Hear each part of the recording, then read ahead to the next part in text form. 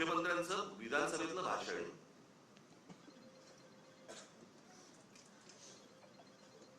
की ह्या missing link प्रकरण हे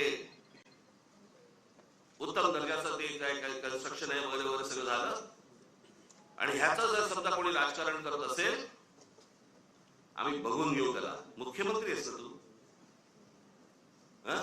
बघून घेऊ. बरं झालं ते झालं.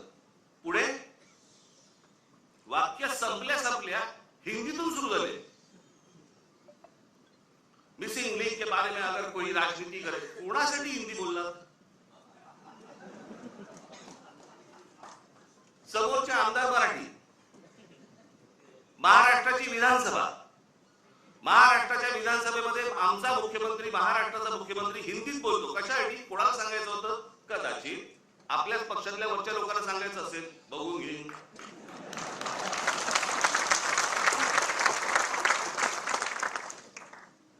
त्यांनाही माहिती हे सगळे व्हिडिओ येत आहेत कुठून.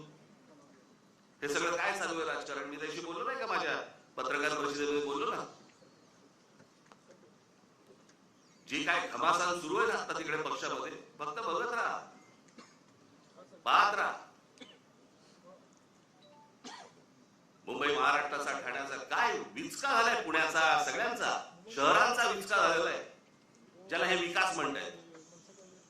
मी या विषयावरती इतकी वर्ष बोलतोय मी की आपल्याकडे डेव्हलपमेंट प्लॅन येतो परंतु टाउन प्लॅनिंग आपल्याकडे होत नाही आणि त्याचा ही शहर सगळी बर्बाद होणार आहे. झालेलीच आहे अजून होणार. बघावं तिकडे सगळीकडे इमारती सगळे उभ्या राहत आहेत. माझी तर विनंती आहे मुख्यमंत्र्यांना सगळी कन्स्ट्रक्शन एकदा बंद करून टाका. नुसते रस्ते आणि फ्लायओव्हर आणि ब्रिजेस म्हणजे विकास नव्हे. हे जेव्हा लोक परदेशात जातात त्यावेळेला करतात काय मला कळलंच नाही. मला अजूनपर्यंत या परदेशातली सगळी शहरं बघा. मी 2014 साली याच्यावरती एक डॉक्युमेंटरी केली होती. मी 16 मिनिटाची डॉक्युमेंटरी आहे. आज युट्यूब वरती आहे जाऊन बघा. शहराला आकार उकार कसा द्यायचा असतो. आता हा मिसिंग लिंक 1 मेला त्याचं उद्घाटन झालं. 1 मेला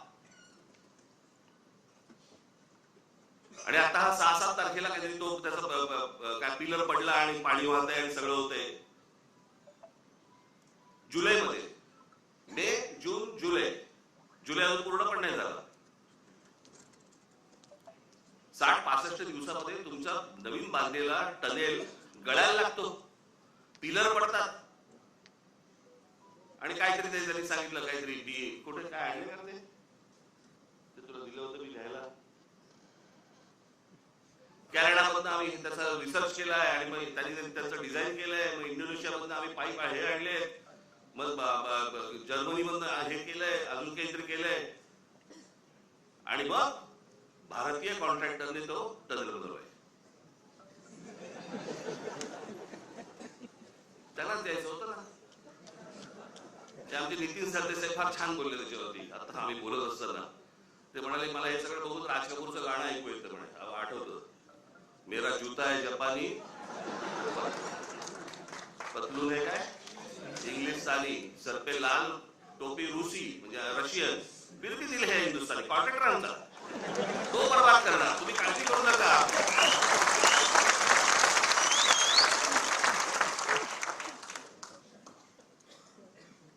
मध्यंतरी कंत्राटदारांचे व्हिडिओ आले होते.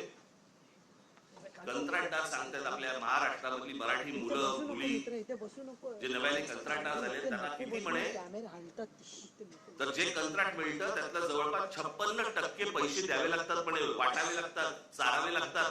56% ज्याच्यासाठी काम काढलंय ते काम त्यांनी 44% मध्ये करायचं.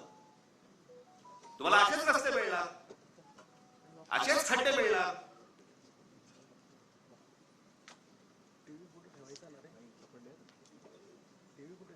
हे आपल्या कंत्राटदाराचं कामच नाही. ते मी त्या मगाशी बोललो मी त्या डॉक्युमेंटरी मध्ये